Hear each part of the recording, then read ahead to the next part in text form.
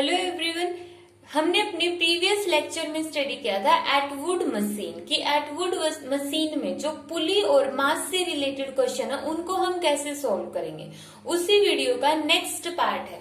आज की वीडियो में हम देखेंगे कि इस तरह से जब दो या दो से ज्यादा जैसे 3, 4 इस तरह से मासेस लगे हुए हों तो वहां पर स्ट्रिंग में हम टेंशन किस तरह से कैलकुलेट करते हैं। तो इसके अंदर सबसे पहले हमें यहाँ पर ये देखना है कि ये एक स्ट्रिंग दी हुई है, दो मासेस के बीच में ये दूसरी स्ट्रिंग है। तो हमें इस वाली स्ट्रिंग में टेंशन कैलकुलेट करनी कि यहाँ पर जो टेंशन है वो कितनी होगी। ये मास है 4 किलोग्राम का और ये मास कितना है 2 किलोग्राम का है। ऊपर की तरफ इसके ऊपर फोर्स लग रहा है 120 न्यूटन। ये चीज इन्होंने दी हुई है कि इन दोनों ब्लॉक ऑफ मासेस को ऊपर की तरफ खींचा जा रहा है 120 न्यूटन से। तो इन दोनों मासेस के बीच में जो स्ट्रिंग है यहाँ पर कितनी टेंशन होगी। अब यहाँ पर हम देखते हैं कि एक्सेलरेशन कितना होगा। सबसे पहले हम देखेंगे एक्सेलरेशन कितना होगा इस पूरे सिस्टम में और वो कौन सी डायरेक्शन में होगा। अब हमें पता है यहाँ पर देखो जो दो ब्लॉक है, एक्सेलरेशन निकालने का हम शॉर्टकट पढ़ चुके हैं। एक्सेलरेशन का फॉर्मूला क्या होता है, net pulling force divide by total mass. अब ऊपर की तरफ जो फोर्स लग रहा है वो लग रहा है 120 न्यूटन। नीचे की तरफ कितना लग रहा है, इसका नीचे की तरफ फोर्स कितना है, जो 4 किलोग्राम वाला मास है तो इसका नीचे की तरफ फोर्स का मतलब उसका वेट कितना होगा 4g। 4g का मतलब 4g की वैल्यू हमने ली 10 तो कितना हो गया 40 न्यूटन। और इसी तरह जो 2 किलोग्राम वाला मास है उसका नीचे की तरफ कितना वेट हो गया 2g मीन्स 20 न्यूटन। तो डाउनवर्ड में कितना लग रहा है 60। ऊपर की तरफ जो फोर्स लग रहा है वो है 120 न्यूटन और नीचे की तरफ जो फोर्स लग रहा है वो कितना हो गया 60 Newton divide by total mass 4 + 2। अब यहाँ पे कितना आ गया 120 में से 60 गया, न्यूटन को हटा दो यहाँ से, हमें सिर्फ वैल्यू लिखनी है। तो कितना आ गया 120 में से 60 गया 60 और डिवाइड बाय क्या हो गया 6। तो एक्सेलरेशन की वैल्यू कितनी आ गई यहाँ पे 10। एक्सेलरेशन की यूनिट क्या होती है मीटर पर सेकंड स्क्वायर। तो अब ये एक्सेलरेशन ऊपर की तरफ जाएगा या नीचे की तरफ जाएगा। देखो नेट पुलिंग फोर्स में ऊपर वाला जो फोर्स है 120 वो बड़ा है और नीचे वाला टोटल फोर्स दोनों मासेस की वजह से मींस डाउनवर्ड में जो वेट है वो स्मॉल है। तो इसका मतलब एक्सेलरेशन कहाँ पर होगा इस बॉडी में ऊपर की तरफ। ये दोनों के दोनों ब्लॉक है मासेस के, वो ऊपर की तरफ मूव करेंगे। तो इस क्वेश्चन में एक तो हमें निकालनी थी एक्सेलरेशन। एक्सेलरेशन हमने निकाल दी, कितनी आ गई 10 मीटर पर सेकंड स्क्वायर। अब हम देखते हैं इसकी टेंशन कितनी होगी। तो ध्यान रखना ये इसका शॉर्टकट होता है, इसको हम इक्वेशन के थ्रू भी निकाल सकते हैं एक्सेलरेशन को, जो अभी हम इक्वेशन बनाएंगे टेंशन के लिए। टेंशन कैलकुलेट करने के लिए हम मान लेते ये हमारे पास मास है m1 और ये हमारे पास है m2। तो सबसे पहले हम देखते हैं 4 मास m1 और m1 की वैल्यू है 4 किलोग्राम। ठीक है, तो इसके लिए देखते हैं। तो सबसे पहले हम इसको अलग से रिप्रेजेंट कर लेंगे और अब हम इसके ऊपर जितने भी फोर्सेस लग रहे हैं उन सभी को ड्रॉ कर दो। ऊपर की तरफ फोर्स है 120 न्यूटन, नीचे की तरफ इसका वेट हो गया 4g। g क्या है एक्सेलरेशन ड्यू टू ग्रेविटी और एक होगी इसकी टेंशन। अब जो टेंशन होती है वो दोनों साइड होती है। जैसे ये जो मास है दो मासेस के बीच में जो स्ट्रिंग है, जैसे हम किसी भी चीज को ऐसे पकड़ कर खींचते हैं तो वो फोर्स तो दोनों तरफ लगता है, इस पे भी लगता है और इस पे भी लगता है, तो वो दोनों तरफ खींचेगी, दोनों तरफ टेंशन जाएगी। तो ये जो टेंशन है टी इस वाले ब्लॉक के लिए टेंशन गई ऊपर की तरफ और इस वाले ब्लॉक के लिए टेंशन आ गई नीचे की तरफ। तो टेंशन दोनों साइड होती है। अब यहाँ पर ये हो गई टेंशन की डायरेक्शन। अब हम इसकी इक्वेशन लिखते हैं। एक्सेलरेशन कहाँ पर हो रहा है ऊपर की तरफ हो रहा है। अब ये डायग्राम कंप्लीट हो चुका है। अब जो ऊपर की तरफ फोर्स है वो कितना लग रहा है 120 क्योंकि तब एक्सीलरेशन ऊपर की तरफ जा रहा है, तो इसका मतलब जो फोर्स है ऊपर की तरफ बड़ा है, और ऊपर की तरफ बड़ा फोर्स कितना 120, और बाकी के फोर्सेस कहाँ पर है डाउनवर्ड में, तो अपोजिट डायरेक्शन के लिए माइनस कर दो 4g minus T is equal to, यहां पर भी फोर्स आएगा और फोर्स का फॉर्मूला मास, मास कितना 4 और एक्सेलरेशन ये वाला a।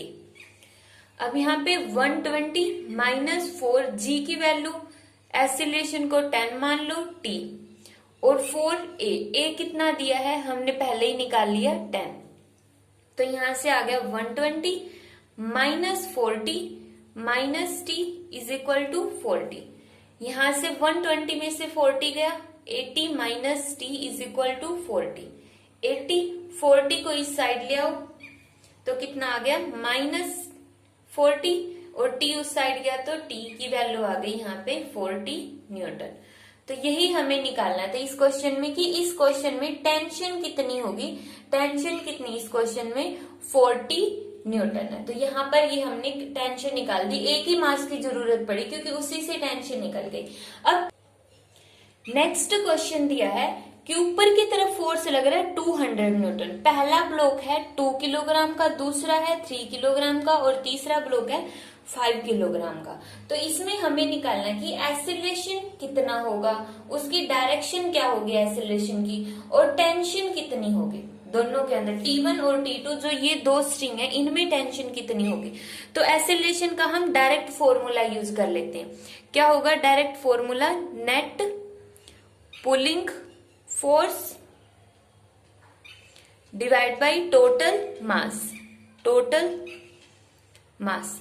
नेट पुलिंग फोर्स, ऊपर की तरफ फोर्स कितना लग रहा है 200 न्यूटन, और नीचे की तरफ कितना लग रहा है, देखो इसका फोर्स नीचे की तरफ कितना होगा, अगर हम 2 को रिप्रेजेंट करें तो देखो 2 नीचे की तरफ, वेट को ही तो हम फोर्स बोलते, तो 2g, g की वैल्यू कितनी है 10, तो 2 के लिए फोर्स कितना लग गया डाउनवर्ड में 20, तो डाउनवर्ड के लिए उसको सब्ट्रैक्ट कर दो। 3 के लिए फोर्स 30, 5 के लिए फोर्स 50, और तीनों के फोर्स डाउनवर्ड डायरेक्शन में, और ऊपर जो फोर्स लगा वो 200 ऊपर की तरफ दिखाया गया है, ये ऊपर की तरफ इस फोर्स की डायरेक्शन है। नीचे टोटल मास 2 + 3 + 5। अगर ये फॉर्मूला आया कहां से ये देखना, तो प्रीवियस लेक्चर देखो पार्ट 2, उसमें ये हमने एक्सप्लेन किया कि ये फॉर्मूला कहां से बना, इक्वेशन को सोल्व करके ही ये फॉर्मूला आया। तो यहां से हमारे पास कितना बन गया 100 और 10, तो कितनी आ गई एक्सीलरेशन की वैल्यू 10 मीटर पर सेकंड स्क्वायर। एक्सीलरेशन पॉजिटिव है, पॉजिटिव का मतलब 200 हमने बड़ा माना था, तो एक्सीलरेशन कहां पर होगा ऊपर की तरफ होगा, और कितना होगा 10 मीटर पर सेकंड स्क्वायर। अगर बाई चांस यहाँ पे एक्सीलरेशन नेगेटिव आ जाता फिर एक्सीलरेशन नीचे की तरफ होता। अगर एक्सीलरेशन नेगेटिव आता तो इसका मतलब ब्लॉक नीचे मूव कर रहा है, नीचे फोर्स ज्यादा है, बट इसमें एक्सीलरेशन पॉजिटिव आया तो मतलब बॉडी ऊपर की तरफ मूव कर रही है, ऊपर की तरफ जो फोर्स है वो बड़ा है। ये हो गया यहाँ पर। अब हम देखते हैं इसकी टेंशन कैलकुलेट करेंगे। टेंशन कैलकुलेट करने के लिए सबसे पहले हम फर्स्ट ब्लॉक उठाते हैं 2 किलोग्राम का, इसके ऊपर फोर्स लग रहा है 200 न्यूटन, नीचे कितना लग रहा है 2g, और टेंशन इसकी कितनी होगी T1। यहां पर भी वही हो रहा है, दो मास इसलिए हमने वो एक स्ट्रिंग से जुड़े हुए, तो टेंशन T1 इस ब्लॉक के लिए तो टेंशन ऊपर की तरफ जाएगी, और इस ब्लॉक के लिए टेंशन नीचे की तरफ एक्ट करेगी। क्यों? क्योंकि जो टेंशन होती है वो दोनों डायरेक्शन में होती है, कभी भी एक डायरेक्शन में टेंशन नहीं मिलेगी, तो टेंशन दोनों डायरेक्शन में है। तो यहाँ पर ये टेंशन हमने मानी है T1। तो अब इसके लिए हम इक्वेशन बनाते हैं। एक्सीलरेशन कहां पर है ऊपर की तरफ, तो अब ये डायग्राम कंप्लीट। तो इसके लिए इक्वेशन क्या होगी, अब एक्सीलरेशन ऊपर जा रहा है तो इसका मतलब 200 बड़ा है, तो 200 माइनस 2g, अपोजिट डायरेक्शन में माइनस में, T1 भी अपोजिट डायरेक्शन में माइनस में, इज इक्वल टू न्यूटन के सेकंड लॉ के अकॉर्डिंग यहाँ पर भी फोर्स आएगा जिसका फॉर्मूला मास इंटू एक्सीलरेशन। मास कितना है 2, एक्सीलरेशन है a, तो यहाँ पे ये आ गया। अब वैल्यू पुट कर दो 200, 2g की वैल्यू 10 माइनस T1 2, ए की वैल्यू कितनी है 10, तो यहाँ पे हम सोल्व करेंगे तो 2 इंटू 10 20, 200 में से 20 गया 180 minus T1 is equal to 20, 100 180 180 और 20 को इस साइड ले जाओगे तो यहाँ पे आ गया T1, तो T1 की वैल्यू कितनी आ गई यहाँ पे 160 न्यूटन। तो ये तो हमने निकाल दी T1, ठीक है। इसी तरह हम निकाल लेंगे अब T2। T2 के लिए हमने ये वाला ब्लॉक कंसीडर कर लिया 3 किलोग्राम। 3 किलोग्राम के लिए जो टेंशन है वो ऊपर की तरफ लग रही है T1, ये है टेंशन T2 नीचे की तरफ, क्योंकि वही हो गया ना, दोबारा से ब्लॉक है तो ये T2 टेंशन ऊपर की तरफ भी जाएगी और नीचे की तरफ भी आएगी, और इसका वेट है 3G, G acceleration due to gravity, acceleration जा रहा है ऊपर की तरफ। तो हम दोबारा से इक्वेशन बनाएंगे, एक्सीलरेशन ऊपर की तरफ है मतलब T1 बड़ा है, तो T1 positive minus T2 minus 3G और is equal to 3 mass acceleration E। T1 की वैल्यू हमने ऊपर निकाल ली कितनी है 160 माइनस T2 3G की वैल्यू पुट करो 10, 3A की वैल्यू हमने निकाल ली है 10, तो यहाँ पे 160 माइनस 30 और ये भी कितना 30, इसको भी इस साइड ले आओ माइनस 30 और T2 को इस साइड ले जाओ तो यहाँ पे कितना आ गया 100 न्यूटन। तो टेंशन की वैल्यू T2 टेंशन जो इन दोनों मासेस के बीच में जो ये स्ट्रिंग है इसमें कितनी टेंशन है 100 न्यूटन की टेंशन है। तो इस तरह हमने ये T1 और T2 की वैल्यू भी कैलकुलेट कर दी है। अब हम इसका एक और न्यूमेरिकल देखते हैं इस कॉन्सेप्ट को और अच्छे से क्लियर करने के लिए। इन क्वेश्चंस को सॉल्व करने के लिए और भी मेथड होते हैं, बट सबसे इजी मेथड मुझे यही लगा, इसलिए मैंने एक ही मेथड करवाया और वो बहुत ही सिंपल वे से करवाया है। तो हम इसी मेथड से आगे वाले न्यूमेरिकल्स भी सॉल्व करेंगे।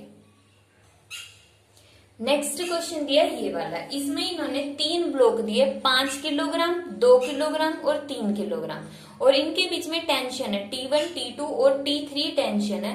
तो यहाँ पर सबसे पहले हमने निकालना है एक्सेलरेशन और तीनों स्ट्रिंग्स के अंदर हमें टेंशन कैलकुलेट करनी है। तो सबसे पहले एक्सेलरेशन दिया हुआ है 2 मीटर पर सेकेंड स्क्वायर और एक्सेलरेशन की डायरेक्शन दी हुई है ऊपर की तरफ।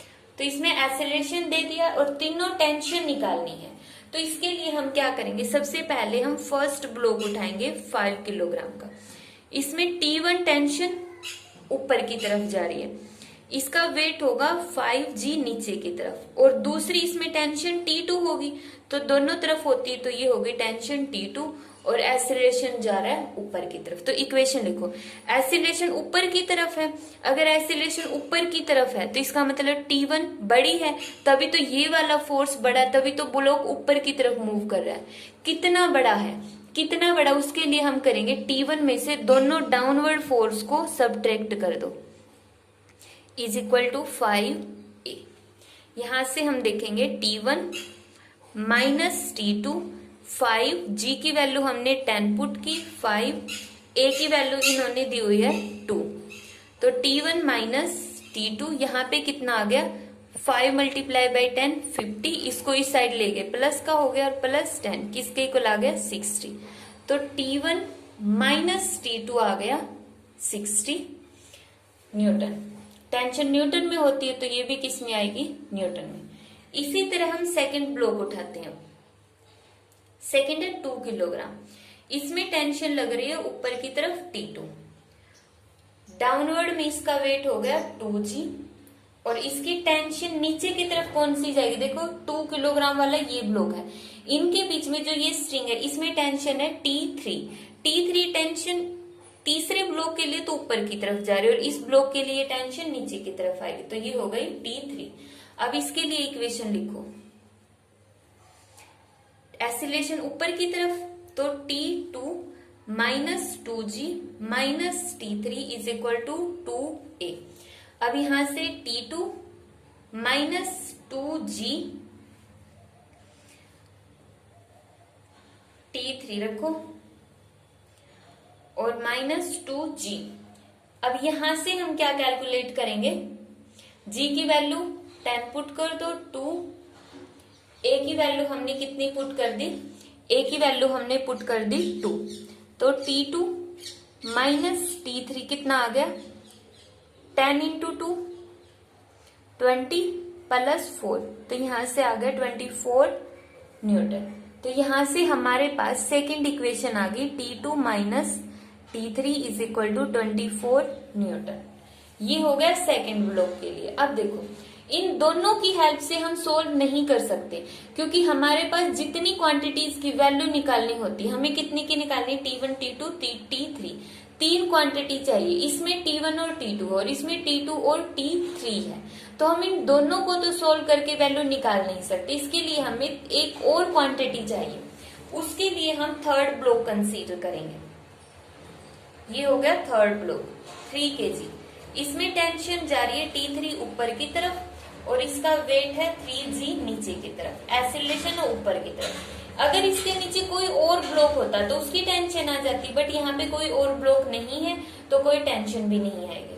तो इक्वेशन क्या बनी इसकी, T3 बड़ा है minus 3G is equal to 3A। ठीक है, तो T3 is equal to 3G plus 3A। यहाँ पे 3G की वैल्यू 10 और A की वैल्यू हमने रख दी 2, तो यहाँ से T3 की वैल्यू कितनी आ गई हमारे पास, T3 की वैल्यू आई है 30 प्लस 6, तो कितनी आ गई 36। तो यहाँ पे आ गई 36 न्यूटन। T3 की वैल्यू तो हमने निकाल दी, कितनी है 36 न्यूटन। अब देखो T3 की वैल्यू को अगर हम ऊपर वाले इक्वेशन में पुट कर दें तो कितनी आ गई, T2 की वैल्यू आ गई 36 प्लस 24, तो 0 और 6, तो यहां से कितनी आ गई T2 की वैल्यू, T2 की वैल्यू आ गई 60 न्यूटन। अब हमारे पास T2 की वैल्यू है तो यहां पे पुट कर दो, T1 माइनस T2 की वैल्यू कितनी है 60, तो 60 इज इक्वल टू ऑलरेडी 60 दिया हुआ है, तो T1 की वैल्यू किसके इक्वल आ गई 120 न्यूटन। तो यहाँ पे T1 की वैल्यू कितनी आ गई 120 न्यूटन। ये तीनों इक्वेशंस थी हमारे पास। तो यहाँ पे 3 ब्लॉक दिए हुए थे, 3 ब्लॉक में से इन्होंने एक्सीलरेशन इस क्वेश्चन में दिया हुआ है कि एक्सीलरेशन ऊपर की तरफ जा रही, बॉडी ऊपर की तरफ जा रही, तो वहां पे हमने एक्सीलरेशन की वैल्यू को पुट किया और तीनों ब्लॉक के लिए अलग अलग इक्वेशंस बना ली और वहां से हमने क्या कैलकुलेट कर दी, टेंशन की वैल्यू कैलकुलेट कर दी, तीनों टेंशन की वैल्यू कैलकुलेट कर दी।